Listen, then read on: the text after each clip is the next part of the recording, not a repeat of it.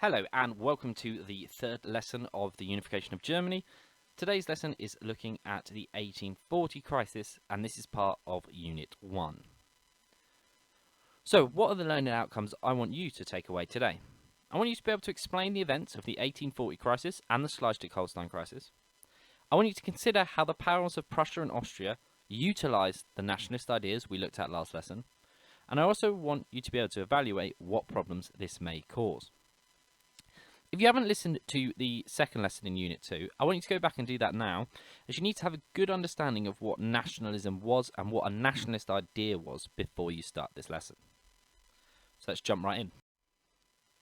So, why was there a crisis in 1840? The story starts quite a long way away from Germany, in a place called the Ottoman Empire, which is today known as Turkey. Instability in this area had caused major European powers to sign a convention in 1840 that put an end to French influence in this area. France in many ways was trying to take control of this area by destabilising the Ottoman Empire. So it wanted the Ottoman Empire to fall apart so it could take control. Now this went against Britain and Russia's wishes, who didn't want to see France's empire grow any bigger. So, as I said, in 1840, they were made to sign a convention, an agreement, saying that they would no longer get involved in this area. Now, this was seen as a major political defeat for the French, and it was actually a source of embarrassment for their government. Okay, many French people saw this as being a bad thing. It was embarrassing. France were getting bullied.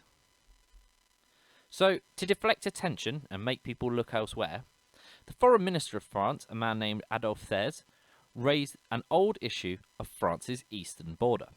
So for those of you who don't know, the eastern border is the part that borders Germany.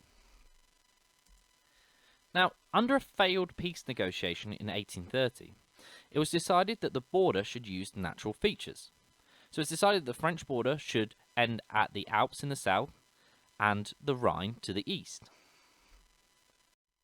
So why was this a problem? Well, after Napoleon's defeat in 1814, this agreement was completely forgotten about. The peace hadn't lasted, the agreement was never signed, and so nobody really thought it meant anything. After the defeat as well, German states owned much fertile land to the west of the Rhine. And by fertile, I mean it was able to grow a lot of crops. It was great farmland, which also made it very wealthy land. There was also coal there, so again, another asset that people would want that land for. And these states didn't recognise any claim put on this land by the French.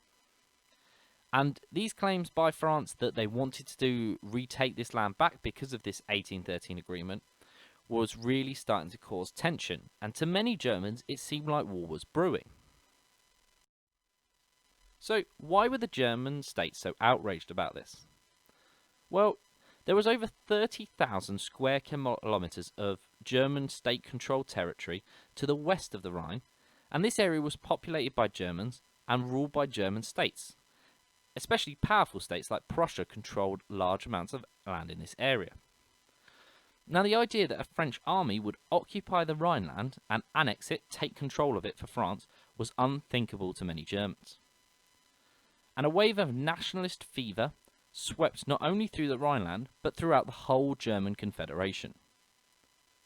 Remember, nationalism is this idea that people who have the same identity, language and culture are the same. So the fact that it was German-speaking people who lived in this area made it more personal to many other German-speaking people throughout the Confederation. Now, as a result of this, nationalist groups were formed and demonstrations took place against the French. Now, last lesson I spoke to you, I mentioned that the nationalism was not a major issue at the beginning of the 1840s. But this event sees it become much more widespread, with groups setting up, demonstrations taking place. In fact, one of the main ways people showed their support to the German state standing against France was through songs. And many famous songs were written, such as a famous song called Deutschlandlied. The third verse of this song would actually go on to become the German national anthem when Germany is unified.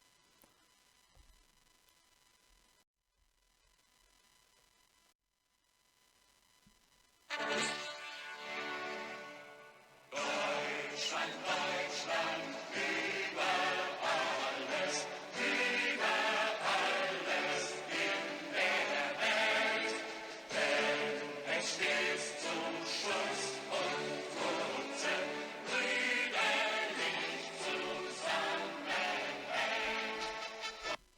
Okay, so that was a small section of the song called Deutschlandlied. And what was actually being said there is the following. Germany above all else in the world, when it is steadfastly holds together, offensively and defensively with brotherhood. Now, this is one of the first time the word Germany has been used as a concept, an identity of all these states come together. And it points out here that that unification, that coming together, actually makes Germany offensively and defensively much stronger. And the song here also claims that it would make it the strongest country in the world. You can look up that song on YouTube. It is a certified banger. So we're going to move on now. So, what were the 4 positives of nationalism? Number 1, it could be utilised as a political force against foreign powers. What does that mean? It means governments and states could use this sense of nationalism to rile up support from the people for certain political gains when dealing with foreign powers. They know that if they push certain buttons, they can get the whole of the German Confederation up in arms about certain issues that are being brought up by countries from outside the Confederation.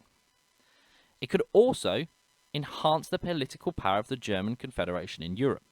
The more united these states seemed, the more powerful and seriously they would be taken by the other powers like Britain, France and Russia.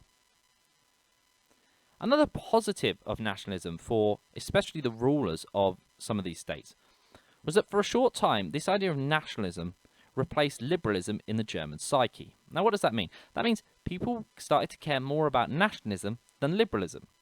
And this was good for many German states, as nationalism wasn't calling for straight out revolution. It didn't want to reform and take away their powers to start with. And number 4, German liberals had pointed to France as an example of a liberal state. They held France up as the ideal of what these German states should become. But this outcry of nationalism had now turned France into the enemy, and it would allow reactionary governments to crack down on liberals. So people like King Frederick of Prussia was now able to point out that these liberals, they support the enemy, and therefore we should be able to lock them up for speaking their mind, for explaining these liberal views, as they are the same as the French. They support the French. So it allowed them to use this nationalism outcry to put down the liberals in Germany. So what about the negative side of nationalism for these leaderships? Well, many in the political elite were fearful that it could build too much momentum behind German nationalism. And this would make nationalism a far greater threat to the status quo than liberalism ever had been. You've got to remember that the end goal for nationalism is complete unification, all these states coming together under one. And that means one leader. So that means each of these kings and dukes that controlled these states of Germany would lose a lot of power. They wouldn't be the most powerful anymore. 2. The upsurge in German nationalism meant that France would not risk war with the combined forces of Prussia and Austria. However, the sentiment could soon turn against them, and the issue of German unification could take centre stage. So again here it's talking about that problem that if people stop talking about the states coming together as one in times of need, and rather they come together for always, it would mean a serious loss in power for those in control. Okay, the next crisis we're going to look at again highlights this issue of nationalism. And it was over 2 areas, the area of Schleswig and Holstein.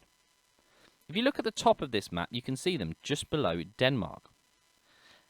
So these areas made up the part of land that sort of linked Denmark to Germany. And this area was long fought over between these 2 sections. Holstein, as an area, was actually part of the German Confederation, whereas Schleswig was its own independent duchy. That meant that it was neither part of Denmark nor the German Confederation. So why was there a crisis in Schleswig and Holstein? Well, Schleswig and Holstein were 2 duchies on the border of Denmark. And for centuries, the ruler of these duchies had also been the King of Denmark. So the King of Denmark was also the Duke of Schleswig and the Duke of Holstein, which meant he ruled these 2 areas. but they were not officially part of Denmark. When Christian the VIII became King of Denmark in 1839, there was a lot of pressure from the public in Denmark to include these into Denmark. So the people of Denmark wanted these two states, Schleswig and Holstein, to become permanent parts of Denmark. The problem was that the population, the people that actually lived in these two areas, were predominantly German. And Holstein, though not Schleswig, was part of the German Confederation. So Holstein was German speakers, it was part of the German Confederation, so the idea of it being incorporated into Denmark really started to anger people. Aware of the potential problems, the Federal Diet, so remember that's the Parliament of the German Confederation, issued a proclamation in 1846 calling on the Danish king to pay due regards to the rights of the Confederation, but it made no reference to the national characteristics of the population. So what does that mean? Well, what that is talking about is the idea that the German Confederation issued a statement and it told the Danish king to leave Holstein alone because it was part of the Confederation and he had no right to take control of it. However, they were very careful not to bring up the idea of nationalism. And what we see here is the ruling elite, people like Prince Metternich and King Frederick William, becoming more wary of nationalism. They don't want to stoke the fire too much and risk the call for unification. At the same time, it also called upon the independent German states to control nationalist enthusiasm. Again, this is down to members of the ruling class being nervous about inciting nationalistic feelings, so creating this nationalist feeling, which again could challenge their power if Germany was to unify. So, what have we learned from today's lesson? We've learned that the 1840s crisis really helped build the nationalist feeling in Germany, and that though there were positives to the German rulers about being able to use this against foreign powers, they were also very wary that this could take away their independent leadership. And this is further highlighted in the Schleswig-Holstein crisis, where using nationalism would have intimidated Denmark into backing down over incorporating the areas of Schleswig and Holstein. The rulers were far too wary about it being taken out of their hands and the push for unification becoming so big. So nationalism was seen as a dangerous tool that they could use in times of crisis, but many of the leaders did not want to. They did not want to risk anything that might cause them to lose power.